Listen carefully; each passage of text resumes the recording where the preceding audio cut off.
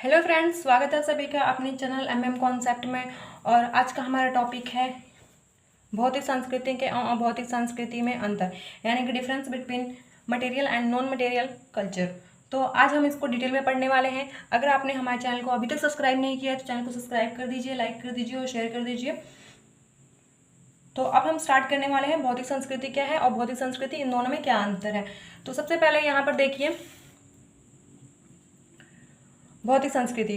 भौतिक संस्कृति क्या होती है कि भौतिक संस्कृति में क्या होता है कि यह मूर्त होती है, जैसे मोटर, जहाज, मशीन। यानी कि मूर्त मतलब कंक्रीट, ठीक है। तो जिसको हम छू सकते हैं उसको जो है हम भौतिक संस्कृति कहते हैं। वहीं पर अभौतिक संस्कृति जिनको हम नहीं छू सकते, जो कि अमूर्त होती हैं, जैसे कि कला, प्रथा, परंपरा, विचार आदि, ठीक है। नेक्स्ट है सेकेंड पॉइंट, भौतिक संस्कृति में तीव्रता होती है, यानी कि भौतिक जो संस्कृति होती है उनमें तीव्रता और परिवर्तन पाई जाती है। वहीं पर जो अभौतिक संस्कृति होती है इनमें परिवर्तन की जो गति होती है वो धीमी होती है। थर्ड पॉइंट है भौतिक संस्कृति मूर्त होने के कारण संस्कृति के इस अंग को मापना, तौलना संभव है, जैसे मेज, कुर्सी। यानी कि जो भौतिक संस्कृति है इनमें क्या चीज़ें आती हैं, मेज, कुर्सी, टेबल, पंखा, ये सब सारी चीज़ें। तो इनको हम क्या कर सकते हैं, तौल सकते हैं, पता लगा सकते हैं कि कितना उनका वेट है, हाइट कितनी है, ये सब सारी चीज़ें, ठीक है। वहीं पर अभौतिक संस्कृति में क्या होता है कि मापना, तौलना संभव नहीं है, जैसे प्रथा और परंपरा। क्या हम किसी प्रथा को माप सकते हैं? जाति प्रथा को क्या हम माप सकते हैं? अब देखिए फोर्थ पॉइंट है प्रत्यक्ष तौर पर मानव द्वारा निर्मित होती है। मशीनों, जो भौतिक संस्कृति होती है वो प्रत्यक्ष तौर पर मानव द्वारा निर्मित होती है। मशीनों, उपकरणों का निर्माण सोच समझकर किया जाता है, ठीक है। तो इसमें कुछ समझाने वाली बात नहीं है, आपको ये चीजें समझ में आ गई होंगी।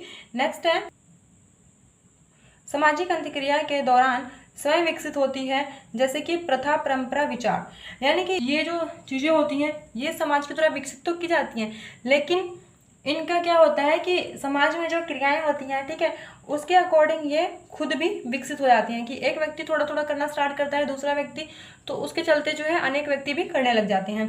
अब नेक्स्ट है यहाँ पे फिफ्थ पॉइंट, भौतिक संस्कृति, इसका संबंध मुख्य तौर पर बाहरी है। मकान, मशीन आदि का प्रभाव हमारे बाहरी जीवन को प्रभावित करता है।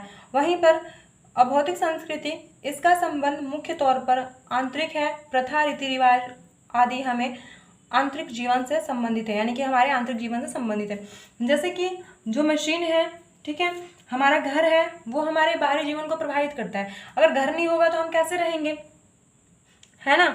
मशीन नहीं होगा तो कार्य कैसे होंगे। वहीं पर ये जो है आंतरिक जीवन को प्रभावित करता है, किस प्रकार कि कोई प्रथा है, कोई रीति रिवाज है, तो ये सारी चीजें जो है वो व्यक्ति की आंतरिक जीवन को जो है प्रभावित करती हैं। नेक्स्ट जो है सिक्स्थ पॉइंट, उपयोगिता के आधार पर इसके लाभ हानि को सरलता से समझा जा सकता है। यानी कि जो भौतिक संस्कृति है ये क्या होती है, मूर्त होती है। मूर्त होने के कारण क्या होता है कि हम इनको छू सकते हैं, देख सकते हैं, है ना। तो क्या होता है कि किसी भी चीज का हम यूज करके उनके बारे में जो है हम पता लगा सकते हैं कि वो हमारी चीजें हमारे लिए लाभदायक है या फिर वो चीज हमारे लिए हानिकारक है। नेक्स्ट पॉइंट है अभौतिक संस्कृति की प्रकृति जटिल है, इसे आसानी से समझना कठिन है या बदलना। अब कोई भी परंपरा है, रीति रिवाज है, तो क्या उसको आसानी से बदला जा सकता है? नहीं ना। तो इसमें क्या होता है, अभौतिक संस्कृति में किसी भी चीज को आसानी से नहीं बदला जा सकता या फिर उसमें परिवर्तन नहीं आ जाता। हल्का फुल्का बहुत प्रयत्न करने के बाद उसमें परिवर्तन आ जाता है। जैसे कि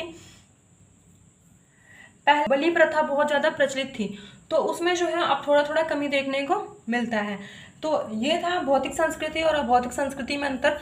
आई होप आपको ये समझ में आ गया होगा। ये जो है मिनिमम आपका 4 मार्क्स में क्वेश्चन आ जाता है।